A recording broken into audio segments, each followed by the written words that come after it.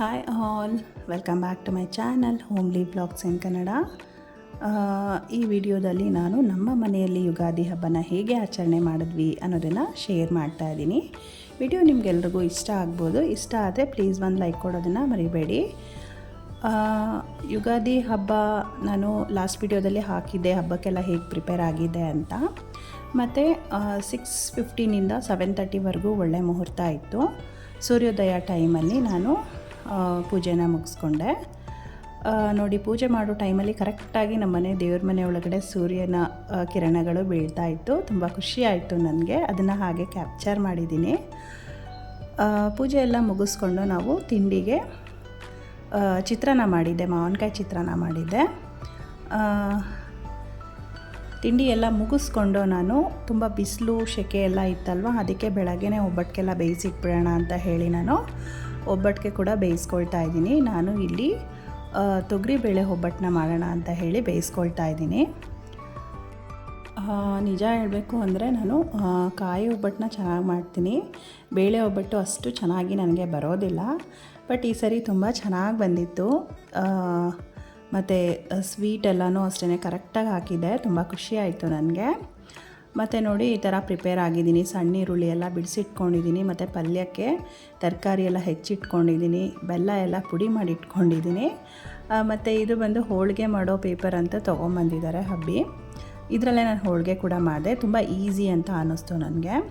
ನೋಡಿ, ಈಗ ನಾನು ಬೇಳೆನೆಲ್ಲ ಬೇಯಿಸಿಟ್ಕೊಂಡಿದ್ದೀನಿ. ಅದಕ್ಕೆ ಸ್ವಲ್ಪ ಕಾಯಿ ತುರಿನೂ ಹಾಕ್ಕೊಂಡಿದ್ದೀನಿ, ಮತ್ತು ಬೆಲ್ಲನೂ ಕೂಡ ಹಾಕ್ಕೊಂಡಿದ್ದೀನಿ, ಮತ್ತು ಏಲಕ್ಕಿ ಪುಡಿ ಕೂಡ ಹಾಕ್ಕೊಂಡಿದ್ದೀನಿ. ಅದನ್ನು ನುಣ್ಣಗೆ ರುಬ್ಕೊಳ್ತೀನಿ ನಾನು.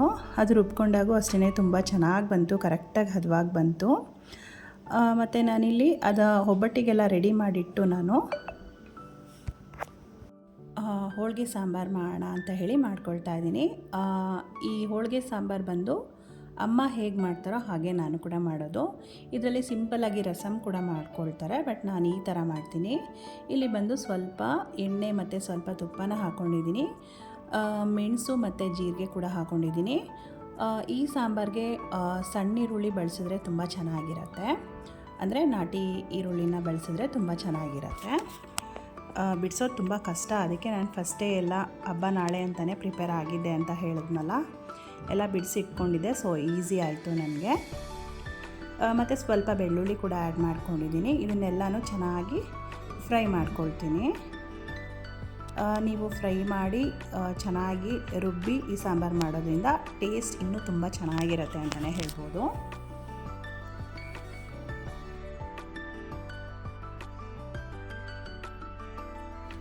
ಅದೇ ಒಬ್ಬಟ್ಟು ಹಾಗೆ ತೊಗರಿಬೇಳೆ ಬೇಯಿಸಿರ್ತೀವಲ್ವ, ಆ ಬೇಳೆ ಕಟ್ಟೆ ನೀರಿರುತ್ತಲ್ಲ ಅದರಲ್ಲಿ ಹೋಳಿಗೆ ಸಾರನ್ನ ಮಾಡ್ಕೊಳ್ಳೋ ಅಂಥದ್ದು. ಆ ಒಬ್ಬಟ್ಟು ನೀರಿರುತ್ತಲ್ಲ ಅದಕ್ಕೆ ಸ್ವಲ್ಪ ಹುಣಸೆಹಣ್ಣು ಕೂಡ ಹಾಕಿಟ್ಟಿದ್ದೀನಿ ನಾನು. ಈಗ ಇದೆಲ್ಲ ಚೆನ್ನಾಗಿ ಫ್ರೈ ಆಗಲಿ. ಇದೆಲ್ಲ ಫ್ರೈ ಆದಮೇಲೆ 2 ಟೊಮೆಟೊ ಕೂಡ ಕಟ್ ಮಾಡಿ ಇಟ್ಕೊಂಡಿದ್ದೀನಿ. ಸ್ವಲ್ಪ ಕೊತ್ತಂಬರಿ ಸೊಪ್ಪು ಕೂಡ ಕಟ್ ಮಾಡಿ ಇಟ್ಕೊಂಡಿದ್ದೀನಿ, ವಾಶ್ ಮಾಡಿ. ಎಲ್ಲನೂ ಹಾಕಿ ಚೆನ್ನಾಗಿ ಫ್ರೈ ಮಾಡ್ಕೊಳ್ಬೇಕಾಗತ್ತೆ. ಮತ್ತು ಇದಕ್ಕೆ ಬಂದು ನಾನು ಸಾಂಬಾರು ಪುಡಿನೇ ಆ್ಯಡ್ ಮಾಡ್ಕೊಳ್ತೀನಿ ಖಾರಕ್ಕೆ. ಎಲ್ಲ ಚೆನ್ನಾಗಿ ಆಯಿಲಲ್ಲಿ ಫ್ರೈ ಆಗಬೇಕು. ತುಪ್ಪ ಕೂಡ ಆ್ಯಡ್ ಮಾಡಿರ್ತೀವಿ, ಸೊ ಫ್ಲೇವರ್ ತುಂಬ ಚೆನ್ನಾಗಿ ಬರುತ್ತೆ. ಒಬ್ಬೊಬ್ಬರು ಒಂದೊಂದು ಥರ ಮಾಡ್ತಾರೆ ಹೋಳಿಗೆ ಸಾಂಬಾರು, ನಾವು ಈ ಥರ ಮಾಡ್ತೀವಿ.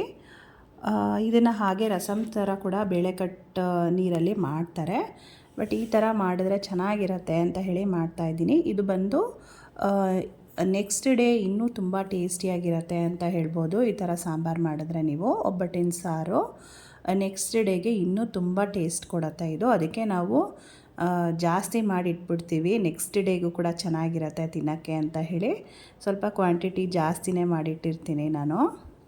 ಮತ್ತು ಆ ಬೇಳೆಕಟ್ಟು ನೀರಿರುತ್ತಲ್ವ, ಅದಕ್ಕೆ ನಾವು ಬೇರೆ ಎಕ್ಸ್ಟ್ರಾ ನೀರನ್ನ ಆ್ಯಡ್ ಮಾಡಬಾರ್ದು. ಆ್ಯಡ್ ಮಾಡಿದ್ರೆ ನಿಮಗೆ ಅದು ಟೇಸ್ಟು ಹೊರಟೋಗುತ್ತೆ ಅದು. ಅದಕ್ಕೆ ನೀವು ಬೇಳೆ ಬೇಯಿಸೋವಾಗಲೇ ಸ್ವಲ್ಪ ಜಾಸ್ತಿ ನೀರು ಹಾಕ್ಕೊಂಡಿರಬೇಕು.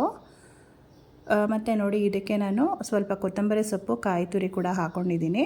ಹಾಕ್ಕೊಂಡು ಎಲ್ಲನೂ ಚೆನ್ನಾಗಿ ಬಾಡಿಸ್ಕೊಂಡಿದ್ದೀನಿ. ಈಗ ಸಾಂಬಾರು ಪೌಡರ್, ನೀವು ಬೇಳೆ ಸಾಂಬಾರಿಗೆ ಯಾವ ಸಾಂಬಾರು ಪುಡಿ ಯೂಸ್ ಮಾಡ್ತೀರೋ ಅದೇ ಸಾಂಬಾರು ಪೌಡರ್ನ ನಾನಿಲ್ಲಿ ಒಂದು 3 ಟೇಬಲ್ ಸ್ಪೂನಷ್ಟು ಆ್ಯಡ್ ಮಾಡ್ಕೊಂಡಿದ್ದೀನಿ. ಇದೆಲ್ಲ ಈಗ ಆಗಿದೆ. ಇದನ್ನು ನುಣ್ಣಗೆ ಪೇಸ್ಟ್ ಮಾಡ್ಕೊಳ್ಬೇಕಾಗತ್ತೆ. ಮತ್ತು ಇದಕ್ಕೆ ಬೆಲ್ಲ ಏನೂ ಆ್ಯಡ್ ಮಾಡಬಾರ್ದು, ಹಾಗೆ ಪೇಸ್ಟ್ ಮಾಡಿಕೊಳ್ಬೇಕು. ಮತ್ತು ಒಗ್ಗರಣೆಗೆ ಸ್ವಲ್ಪ ಎಣ್ಣೆ ಮತ್ತು ಸ್ವಲ್ಪ ತುಪ್ಪನ ಆ್ಯಡ್ ಮಾಡ್ಕೊಳ್ತೀನಿ. ಒಗ್ಗರಣೆಗೇನು ಈರುಳ್ಳಿ ಏನೂ ಆ್ಯಡ್ ಮಾಡ್ಕೊಳ್ಳೋದು ಬೇಕಾಗಿಲ್ಲ. ಸ್ವಲ್ಪ ಸಾಸಿವೆನ ಆ್ಯಡ್ ಮಾಡ್ಕೊಳ್ತೀನಿ. ಮತ್ತು ಕರಿಬೇವು, ಒಣಮೆಣ್ಸಿನ್ಕಾಯಿ ಎಲ್ಲನೂ ಆ್ಯಡ್ ಮಾಡಿಕೊಂಡು ನೀವು ಒಗ್ಗರಣೆ ಕೊಟ್ಕೊಳ್ಬೇಕಾಗತ್ತೆ. ಬೇಕಿದ್ದರೆ ನೀವು ಬೆಳ್ಳುಳ್ಳಿನ ಚಚ್ಚಿ ಕೂಡ ಹಾಕ್ಬೋದು. ನಾನು ಬೆಳ್ಳುಳ್ಳಿನ ಆಲ್ರೆಡಿ ರುಬ್ಬಕ್ಕೂ ಕೂಡ ಹಾಕ್ಕೊಂಡಿರೋದ್ರಿಂದ ನಾನು ಬೆಳ್ಳುಳ್ಳಿ ಏನೂ ಸೇರಿಸ್ಕೊಳ್ತಾ ಇಲ್ಲ. ಮತ್ತು ಬೇಳೆ ಕಟ್ಟಿದ ನೀರಿರುತ್ತಲ್ಲ ಅದನ್ನು ಕೂಡ ಆ್ಯಡ್ ಮಾಡ್ಕೊಳ್ತಾ ಇದ್ದೀನಿ. ಮತ್ತು ಎಕ್ಸ್ಟ್ರಾ ನೀರನ್ನ ಜಾಸ್ತಿ ಆ್ಯಡ್ ಮಾಡ್ಕೊಳ್ಳೋಕ್ಕೆ ಹೋಗಬಾರ್ದು. ಮತ್ತು ರುಬ್ಬಿರುವಂತಹ ಮಿಶ್ರಣ ಎಲ್ಲ ಫ್ರೈ ಮಾಡಿಟ್ಕೊಂಡಿದ್ವಲ್ಲ, ಆ ರುಬ್ಬಿರುವಂತಹ ಮಿಶ್ರಣನ ಕೂಡ ಆ್ಯಡ್ ಮಾಡಿಕೊಂಡು ಚೆನ್ನಾಗಿ ಮಿಕ್ಸ್ ಕೊಡಬೇಕಾಗತ್ತೆ. ಮತ್ತು ರುಚಿಗೆ ತಕ್ಕಷ್ಟು ಉಪ್ಪನ್ನು ಕೂಡ ಆ್ಯಡ್ ಮಾಡಿಕೊಳ್ಬೇಕು.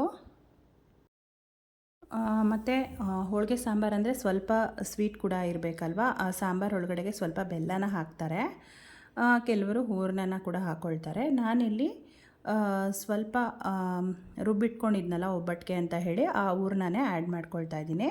ಹೂರಣ ಹಾಕೋದ್ರಿಂದ ಸಾಂಬಾರು ತುಂಬ ಚೆನ್ನಾಗಿರುತ್ತೆ. ನೀವು ಹಾಗೆ ಟ್ರೈ ಮಾಡಿ ನೋಡಿ, ತುಂಬ ಚೆನ್ನಾಗಿರುತ್ತೆ. ಇಲ್ಲಿ ಬೆಲ್ಲ ಬದಲು ನಾನು ಹೂರಣನೇ ಆ್ಯಡ್ ಮಾಡ್ಕೊಳ್ತಾ ಇದ್ದೀನಿ. ಇದೆಲ್ಲ ಚೆನ್ನಾಗಿ ಕುದಿ ಬಂದಮೇಲೆ ಸಾಂಬಾರು ರೆಡಿ ಆಗುತ್ತೆ. ಮತ್ತು ನಾನು ಒಬ್ಬಟ್ಟನ್ನ ಕೂಡ ರೆಡಿ ಮಾಡ್ಕೊಳ್ಳೋಣ ಅಂತ ಹೇಳಿ ಮಾಡ್ತಾಯಿದ್ದೀನಿ. ಮತ್ತು ನಾನು ತರಕಾರಿ ಪಲ್ಯ ಕೂಡ ಮಾಡಿದೆ, ಮತ್ತು ಕೋಸಂಬರಿ ಎಲ್ಲನೂ ರೆಡಿ ಮಾಡ್ಕೊಂಡಿದ್ದೀನಿ. ಅದನ್ನೆಲ್ಲ ಏನೋ ರೆಸಿಪಿನ ಶೇರ್ ಮಾಡೋಕ್ಕೆ ಹೋಗಲಿಲ್ಲ ನಾನು. ಲಾಸ್ಟಲ್ಲಿ ಒಬ್ಬಟ್ಟು ಮಾಡೋಣ ಅಂತ ಹೇಳಿ ಬಟ್ಟೆ ಎಲ್ಲ ಎಣ್ಣೆ ಆಗುತ್ತೆ ಅಂತ ನಾನು ಬೇರೆ ಒಂದು ಹಳೆ ಡ್ರೆಸ್ಸನ್ನು ಹಾಕ್ಕೊಂಡು ಒಬ್ಬಟ್ಟು ಮಾಡೋಣ ಅಂತ ಹೇಳಿ ಮಾಡ್ತಾಯಿದ್ದೀನಿ. ಒಬ್ಬಟ್ಟು ಕೂಡ ಅಷ್ಟೇ ಚೆನ್ನಾಗಿ ಬಂತು, ನೋಡ್ತಾ ಇದ್ದೀರಾ. ಬೇಳೆ ಒಬ್ಬಟ್ಟು ಅಂದರೆ ಹೀಗೆ ಅಲ್ವಾ, ಸ್ವಲ್ಪ ಮಂದನೇ ಬರುತ್ತೆ, ತುಂಬ ತೆಳು ಬರಲ್ಲ ಅದು.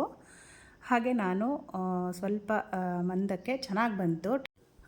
ಮತ್ತು ಫಸ್ಟು ನಾವು ಒಬ್ಬಟ್ಟನ್ನ ಮಾಡಿದಾಗ ಫಸ್ಟು ನಾನು ದೇವ್ರಿಗೆ ನೈವೇದ್ಯ ಮಾಡ್ತೀನಿ. ಅಂದರೆ ಒಬ್ಬಟ್ಟು ಮಾಡೋವಾಗ ನಾವೇನು ಟೇಸ್ಟ್ ಮಾಡಿರಲ್ಲ, ಮೀಸಲು ಅಂತ ಹೇಳ್ತೀವಿ, ಮೀಸಲಾಗಿ ಮಾಡಿ ಫಸ್ಟು ದೇವ್ರಿಗೆ ನೈವೇದ್ಯ ಮಾಡಿ ಆಮೇಲೆ ನಾವೆಲ್ಲರೂ ಟೇಸ್ಟ್ ಮಾಡಿದ್ವಿ. ಬೆಳಗ್ಗೆ ಹಣ್ಣೆಲ್ಲ ಇಟ್ಟು ಪೂಜೆ ಮಾಡಿದ್ದೆ, ಹಣ್ಣು ಇಟ್ಬಿಟ್ಟು ಪೂಜೆ ಮಾಡಿ ನೈವೇದ್ಯ ಮಾಡಿದ್ದೆ ನಾನು. ಮತ್ತು ಒಬ್ಬಟ್ಟನ್ನು ನೈವೇದ್ಯ ಮಾಡಿ ಫಸ್ಟು ದೇವ್ರಿಗೆ ನೈವೇದ್ಯ ಮಾಡಿ ಆಮೇಲೆ ನಾವು ತಿಂದ್ವಿ.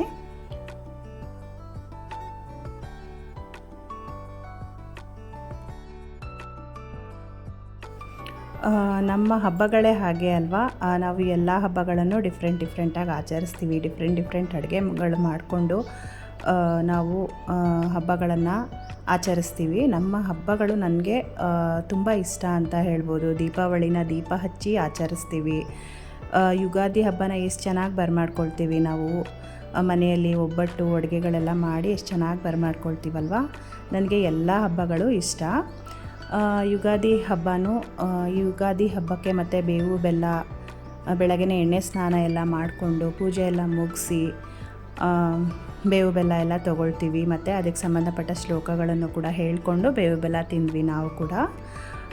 ಮತ್ತು ಬೇವು ಬೆಲ್ಲ ಅಂದರೆ ಎಲ್ಲರಿಗೂ ಬೇವು ಬೆಲ್ಲ ಸಿಹಿ ಕಹಿ ಎರಡು ಸಮನಾಗಿ ಇರಲಿ ಜೀವನದಲ್ಲಿ ಅಂತ ತಗೋತಾರೆ ಅಲ್ವಾ. ಎಲ್ಲರ ಲೈಫಲ್ಲೂ ಬೆಲ್ಲ ಸಿಹಿ ಜಾಸ್ತಿ ಇರಲಿ ಅಂತ ನಾನು